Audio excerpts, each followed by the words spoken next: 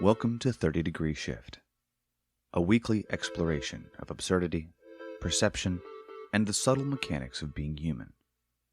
I'm William T. Torgerson, and today's essay is called Easier to Remove the Option.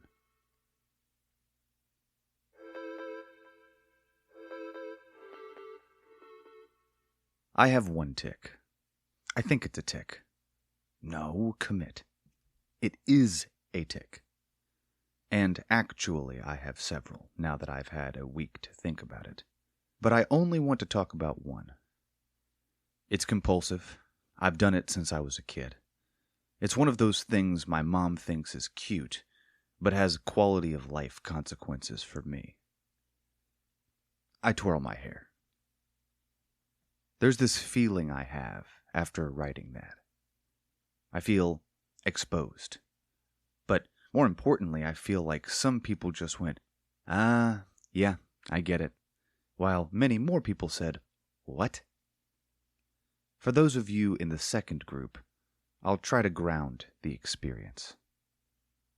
I've spent the last week with this tick in the forefront of my mind. It happens in idle moments and active moments. The only time it doesn't happen is when both of my hands are occupied. Or if I'm unconscious, of course. I have favorite spots.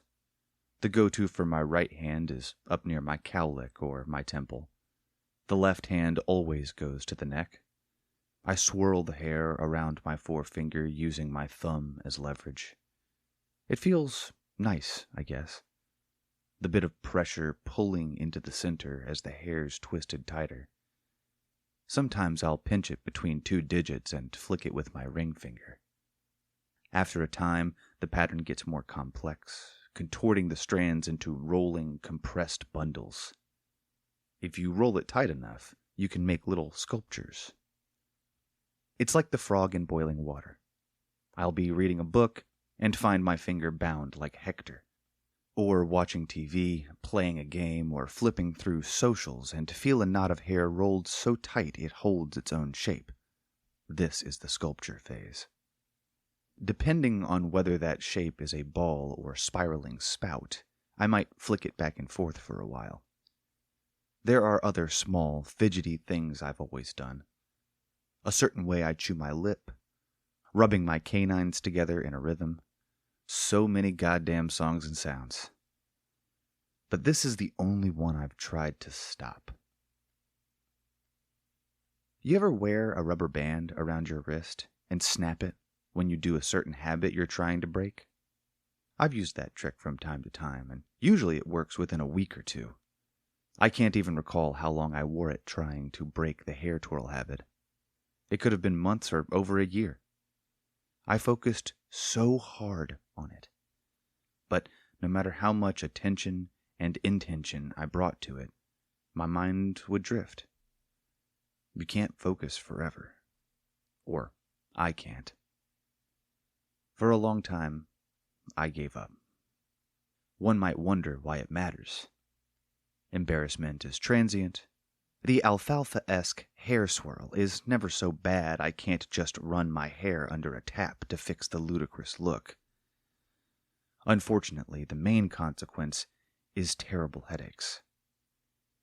These things are pernicious, too. It feels like taut strings extending from the hair roots through my brain and probably continuing through the earth as well. The headaches were plenty motivation. Even my expert-level pig-headedness couldn't erase them. I tried again. Started wearing hats, went through a bandana phase, lots of very valuable negative self-talk. I have to be honest with you, I can feel a phantom headache right now. And it's only a phantom headache because I did find a solution. You've probably already realized it, and may even be screaming at your phone. For the last 3 years, I've kept my hair buzzed. I know, what a tragedy. But it kind of is, in a way. Not just because I'm vain, which I am, I'm working on it, but I feel caged. It's like admitting defeat, bowing to a more capable foe. I've gotten used to it. I don't even think it looks weird anymore. I still reach up to my neck, temple, or cowlick. A few small strands slip out of my fingertips, and there's part of my soul that feels like I'm missing something. When I'm able to twirl them, it's time to pull out the clippers. I'm growing a beard for a project, which could reasonably be categorized as a bit, and the twirling has returned.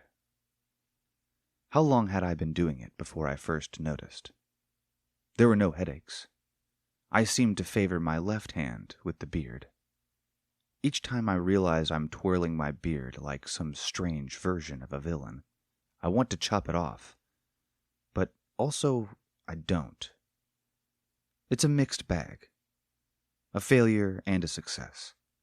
Just like when tiny strands slip from my fingertips.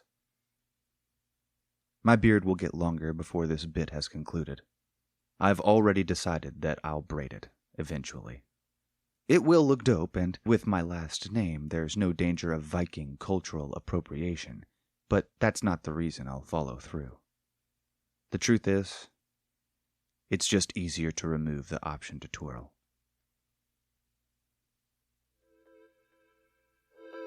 Thanks for listening to 30 Degree Shift. Join me for weekly releases every Wednesday at 11:11 a.m. at 30degreeshift.com or subscribe on Substack or your favorite podcast app.